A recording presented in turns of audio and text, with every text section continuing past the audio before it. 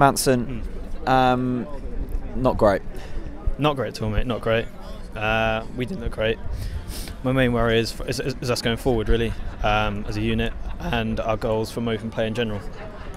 Nelson Oliveira is just a different subject, but you don't rate him, do you? At the moment, no, I don't. No, I think he's got a massive attitude problem. When things aren't going his way, he's just not up for it. And sometimes, fair play, he does put the effort in, but you can just tell by his attitude, his stroppiness. He's low in confidence as well. He's not scoring, but he's a striker. He needs to score goals. But as a team, I cannot honestly see us scoring goals from open play.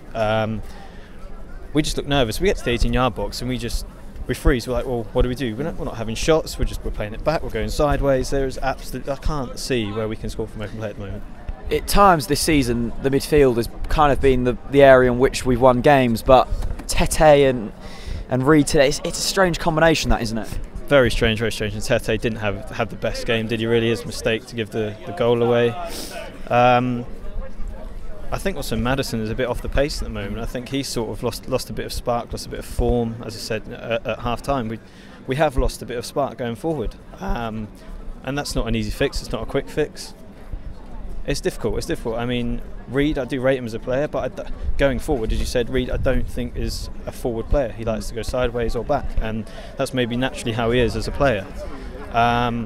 It is difficult. It's difficult. I suppose touching on the Madison point there, it's an interesting one because I don't think he was great against Chelsea, and he certainly wasn't great today. But I suppose the thing is we've relied on him so many times this season. We've maybe forgotten that before this season he hadn't played Championship football hardly, and he's 20 years old. Exactly, he's 20 years old. You can't rely. I mean, I think Daniel Farke would have liked to give him a rest a few times this season, but he is our bright spark at the moment, and I think due to the amount of pressure, the amount of games, the amount of minutes, he has lost that bit of form. But you can't blame him for that. As you say, against Chelsea, he wasn't really seen at all. Today, he's just not had that spark that he usually has. I mean, we were saying at half-time there on the matchday experience that 120 minutes of football is sure to take it out of them, but you're not buying into that excuse, are you? Fatigue, yes, but I mean they're professional athletes. They're paid to do what they need to do on the pitch.